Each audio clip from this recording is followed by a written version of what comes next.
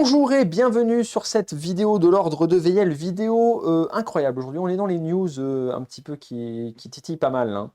Je vais vous parler aujourd'hui d'une news qui va faire plaisir à mes copains, à mes amis, à mes joueurs qui jouent sur TTS. Pourquoi? Parce que dans un futur très très proche, dès que Kira a fait son taf, et je ne doute pas que ça va aller très très vite, vous aurez la possibilité de jouer à l'ordre de VL le deck building tactique, mais les chroniques du passé. Vous n'allez pas avoir accès à tout, je ne vais pas tout vous spoiler, ce serait dommage. Vous allez uniquement pouvoir faire les 3 premiers affrontements, je rappelle, sur les 20 en fait, qui vous attendent. Je parle d'affrontements, mais vous voyez, mise en scène, vous voyez, machin, vous avez compris hein, depuis le temps. Mais ça va être comme d'hab, mis sur TTS gratuitement. On vous fera la news sur Discord, sur Facebook, et peut-être en Kickstarter, en actu. Bref, ça va faire de la com un petit peu en tous les sens quand ce sera prêt. Mais en attendant, pour ceux qui me suivent sur YouTube, vous allez avoir le droit de voir un petit peu en live ce que ça donne. Je vais pouvoir parler du manuel, je vais pouvoir me servir aussi de cette vidéo un petit peu pour faire un tuto, vous expliquer concrètement comment ça marche, une mise en place et voir ce qui a été rajouté et où sur TTS pour ceux qui sont un petit peu perdus, même si la plupart d'entre vous répondent aux questions, vous vous entraidez, vous êtes super et vous le savez. Je change mon écran, et je vais ici, là vous êtes sur TTS, alors quand vous aurez accès au lien, et bien c'est ça que vous verrez, il y aura le manuel positionné quelque part, moi je vais vous le montrer sur Chrome encore, mais il sera quelque part ce manuel, probablement, s'il le fait bien, peut-être quelque part par là, ou peut-être qu'il aurait été rajouté là-haut, c'est le manuel qui vous permettra de faire la mise en place. Je pense que je vais lui demander de le mettre pas trop loin du plateau, pour la simple et bonne raison que vous allez y faire référence pour faire la mise en place, donc s'il est loin, c'est chiant.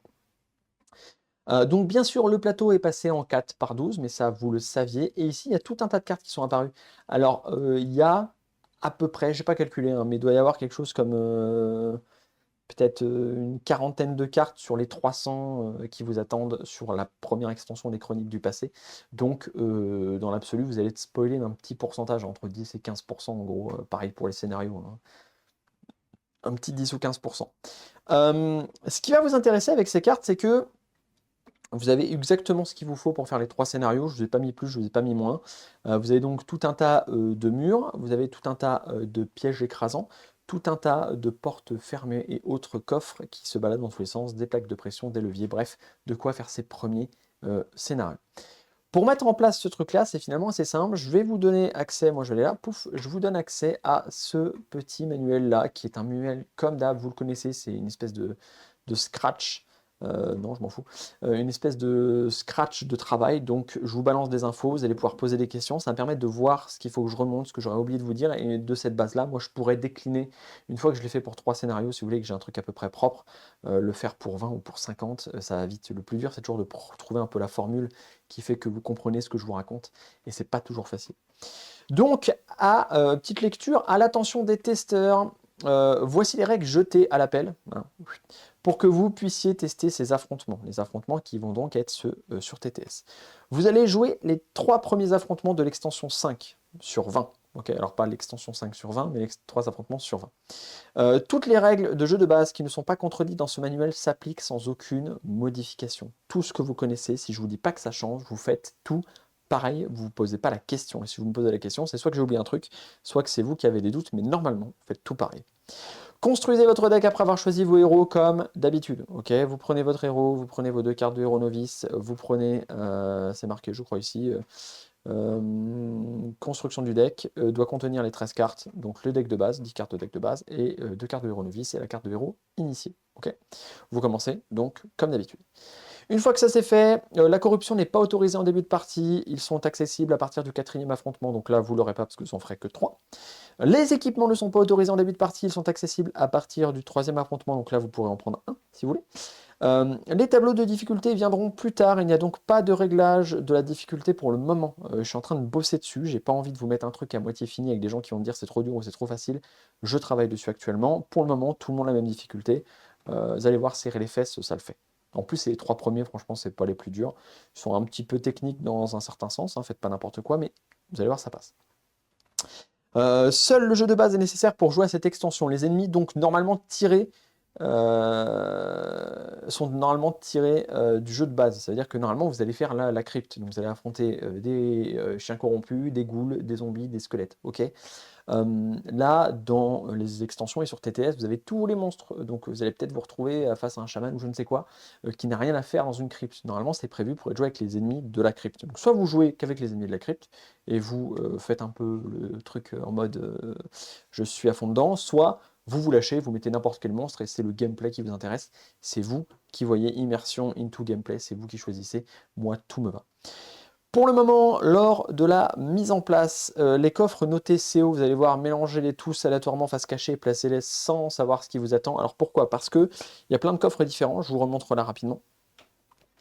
Là, il y a plein de coffres différents. Il y a des quelconques, des aventuriers, des armes, des roublards, des magiques, des divins, des machins. Ok. Dans le jeu final, vous aurez 10 affrontements à faire et donc je pourrais les étaler de manière à ce qu'ils apparaissent tous en nombre égal un maximum de fois, ok, pour faire une rotation. Là, vous allez faire 3 affrontements sur tous ceux qu'il y aura. Donc si vous me dites on a pris des persos, il n'y a que du rouge-vert, eh bien mettez-vous des coffres qui peuvent vous intéresser. Si je vous aurais mis un bleu et que vous n'utilisez pas bleu, c'est un peu con. Donc prenez les coffres, mélangez-les, faites du random et placez-les. On verra plus tard pour l'équilibrage des coffres. Moi, j'en suis à 90% là-dessus. Il faut juste que je recalcule bien que j'ai pas fait de bêtises. Mais voilà. Donc les coffres, vous mettez un peu ce que vous voulez. Et donc au début de chaque affrontement, donc chaque héros se place sur une des cases de départ notées D. Je vais vous montrer. Et donc avant chaque affrontement. D'ailleurs, ça, bougez pas, je vais vous le faire en live. Ça, je le mets là en fait. Même tout ça en fait. Paf, ça va aller. Lisez l'intro avant chaque affrontement, effectuez la mise en place comme indiqué sur l'image. Donc ça, je vous l'ai copié-collé. Attention, certaines cartes sont maintenant full art. Alors j'avais la flemme de refaire mes captures d'écran là. Vous allez voir que là, par exemple, le levier, si je vous zoome un peu, mais trop. Le levier, voilà, il est à l'ancienne, hein, avant que je fasse la modification des full art. Et là, vous voyez que maintenant, il est full art le levier. Hein. Ils sont face cachée. Ils sont full art mes petits leviers. Donc, vous allez vous y retrouver un levier pour un levier, mais cherchez pas la carte exacte. J'ai eu la flemme de refaire toutes les captures d'écran, refaire toutes les mises en place juste pour ça. Je vous fais confiance, vous êtes intelligent, vous allez y arriver. Et donc, voilà, juste faites gaffe à ces full art et le reste c'est ok. Donc après chaque affrontement, vous lisez l'outro. Si vous avez gagné, puis prenez vos récompenses. En cas de défaite, vous pouvez relancer l'affrontement autant de fois que vous voulez. Pardon. Pardon, c'est une bizarrerie chez moi, ça, je n'éternue jamais une fois. Toujours 2 minimum, 3 voire 4 fois. Toute ma vie, je n'ai jamais éternué une fois. Je ne sais pas si quelqu'un me trouve la raison du pourquoi, je suis très curieux. En cas de défaite, vous pouvez relancer l'affrontement autant de fois que vous voulez et modifier votre deck si vous avez une réserve. Alors, je ne suis pas sûr que vous aurez une réserve sur les 3 premiers affrontements, mais voilà, si vous avez plus de cartes récompenses que ce que je vous autorise à en prendre, eh bien, tout simplement, vous allez pouvoir vous amuser à changer votre réserve, tout ça, et refaire votre deck si vous perdez. Vous ne redémarrez pas au tout début de la partie. Hein. Invoquer sur le plateau, déterminer une case, déterminer une colonne. Alors voilà, dès qu'on vous dit déterminer une colonne, lancer un D6, ou dès qu'on vous dit invoquer en lançant un D4 ou un D6, ou dès qu'on vous dit quoi que ce soit qui demande un D6, et qui définit une colonne du plateau, une case du plateau, quoi que ce soit, maintenant vous lancez un D12, hein, parce que c'est un 4 par 12 et non plus un 4 par 6.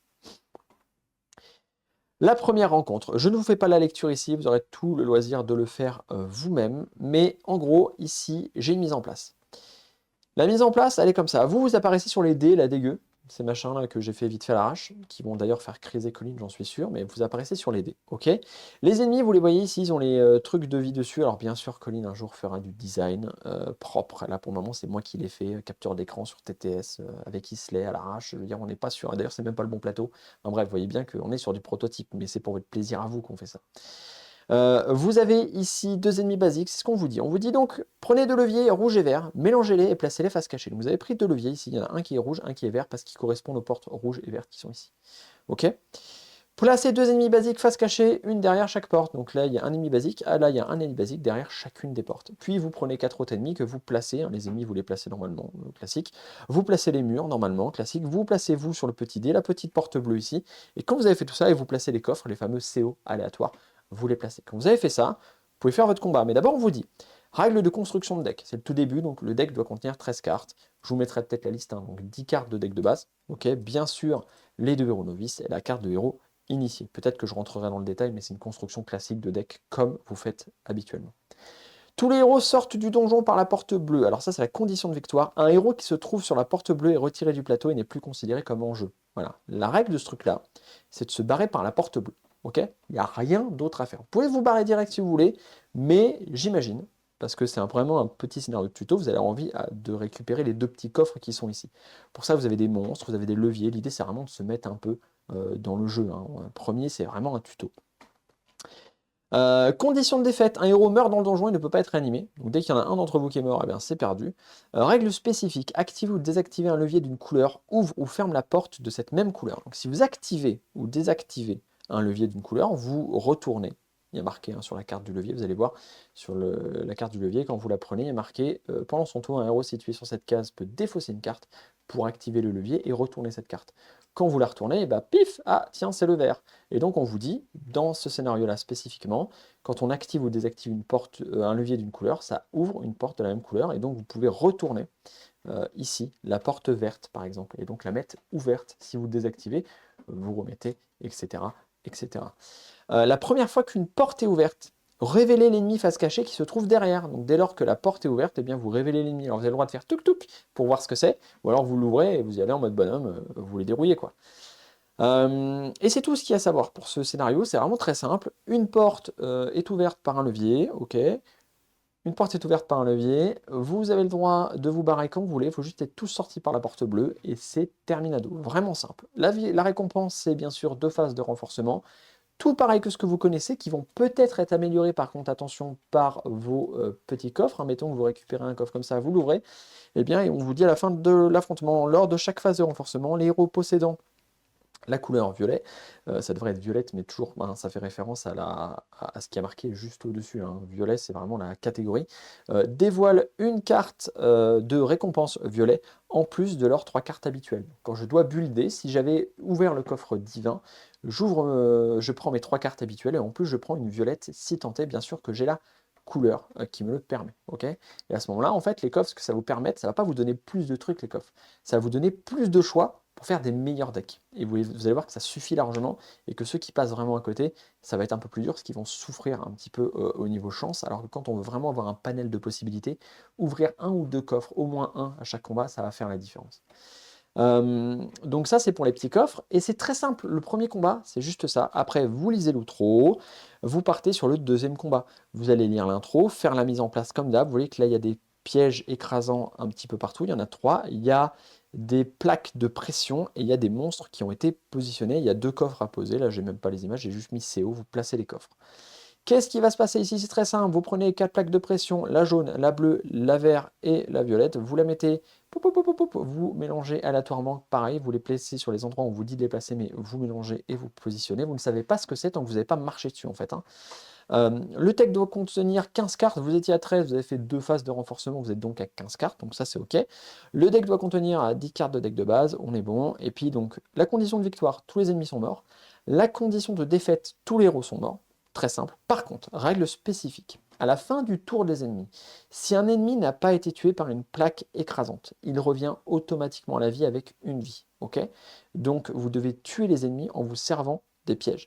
Pour se débarrasser définitivement d'un ennemi, il faut l'achever avec une plaque écrasante ou utiliser une plaque écrasante sur son cadavre. Il revient à la vie à la fin du tour des ennemis, donc vous pouvez avoir un héros qui le tue et faire sproch sur son cadavre. Ça veut dire qu'il va falloir vous balader, déterminer quelle plaque fait quel piège, puis réussir à les bananer pour les emmener là-bas et les écraser avec. Vous avez un peu de chance, ça se passe bien, sinon ça peut vite devenir compliqué. Activer une plaque de pression d'une couleur active la plaque écrasante de cette même couleur. Donc je marche dessus, ça active la plaque écrasante. Ok. Par contre, si je pars de ma plaque de pression, eh bien ça ne réactive pas ma plaque écrasante. Il faut partir, revenir pour que ça fasse sproch, sproch et sproch. Ok. Récompense, une phase de renforcement, mais les héros récupèrent leur carte de héros adepte. Vous passez donc, j'imagine, à 17 cartes si j'ai bien fait mon travail. Blablabla. Ah non, toujours 15 cartes. Il doit compter un minimum 15 cartes. Ok. Vous pouvez donc commencer à en virer. Ok. Donc là, 3e scénario, celui au dernier auquel vous avez le droit. Vous allez prendre toutes ces plaques qui sont là. Mais donc, prenez 6 plaques de pression, liste au-dessus, mélangez-les et placez-les face cachée. Donc ça, c'est la mise en place. Et pareil, vous allez poser des murs partout. Là, vous allez voir que vous avez des murs piégés qui font leur apparition ici, qui sont donc les murs piégés, ce sont ceux-là. Un mur piégé qui font leur apparition. Vous placez les plaques de pression un peu partout, il y a des murs un peu partout, et votre but, ça va être de sortir l'éclaireur de là. L'éclaireur doit aller de là à ici. L'éclaireur, c'est marqué comment il se déplace sur sa fiche. Hein. Et c'est parti. Donc, vous construisez votre deck. À partir de maintenant, vous avez le droit de virer 2 cartes de deck de base si vous voulez. Vous pouvez les garder et être à 17 cartes, mais minimum 15 cartes. 8 cartes de deck de base minimum. Ok. L'éclaireur blessé doit atteindre la porte bleue, donc ça c'est la condition de victoire. Condition de défaite, tous les héros sont morts ou l'éclaireur blessé meurt, bien entendu, hein, vous êtes là pour le sauver. Et règle spécifique, activer une plaque de pression, active là où les murs piégés. Là où les murs, pourquoi? Parce que, attention, là j'ai une bicolore, donc la rouge-verte active à la fois la verte et à la fois la rouge. Donc là ça peut faire proc très rapidement. L'éclaireur blessé joue son tour durant celui des héros. Les héros choisissent quand ils veulent le jouer. Ok, vous le jouez quand vous voulez. C'est vous qui décidez. Et ses déplacements, tout ça, c'est marqué sur sa petite carte à lui. Tout est prêt à faire feu. C'est les seules règles. Et au début du 4e tour des héros, puis au début de chaque tour des héros, un ennemi basique apparaît sur la porte verte. Et la porte verte, si je dis pas de bêtises, vous ne la voyez pas, mais je vous le mettrai. Elle est juste derrière ici. L'éclaireur. L'éclaireur démarre sur la porte verte. Et donc en fait, vous allez avoir des monstres en face qu'il va falloir dérouiller pendant qu'il y a des choses qui vous courent au cul, pendant qu'il y a des plaques de pression qui sont activées par vous et par les ennemis, qui vous tirent des pièges à la tronche. Et le but, c'est que lui, il va ici. Ok? Sachant que c'est pas un héros, donc vous pouvez pas le téléporter, vous pouvez pas faire ce genre de choses-là. Attention, vous êtes quand même limité. Je refais coucou à la caméra parce qu'elle a pris le ciblage. Vous êtes quand même limité sur ce que vous pouvez faire. Voilà les 3 scénarios qui vous attendent. Puis vous lisez l'outro, faites pas la phase de renforcement, ça sert à rien puisque derrière c'est terminé. Alors derrière il y en a plein d'autres, hein, mais je ne vous les montrerai pas aujourd'hui. Je repasse comme ça. Pour vous dire que voilà en gros ce qui vous attend sur cette incroyable petite mise en bouche, faites-moi des retours sur Discord. Dites-moi, tiens, t'as oublié ci, t'as oublié ça, on mettra à jour le manuel. Si vous voyez qu'il y a des pépins, qui manquent des trucs, oui, moi j'en vois encore, c'est normal. Vous êtes là pour tester et pour nous faire des retours. Il y en a plus dans 50 cerveaux qui vont jouer que dans moi-même, dans le mien, pardon. Si ça vous botte, eh ben, n'hésitez pas, toujours pareil, à partager. Le Kickstarter est en cours, on arrive sur la fin. Balancez la sauce sur les partages, parlez-en à tout le monde autour de vous, à votre sœur, je disais, à votre rabbin, à votre fermier préféré, je m'en fous. Faites du bruit, c'est ça qui compte. Je vous fais des gros poutous, prenez soin de vous et surtout, vous le savez, jouez à des jeux.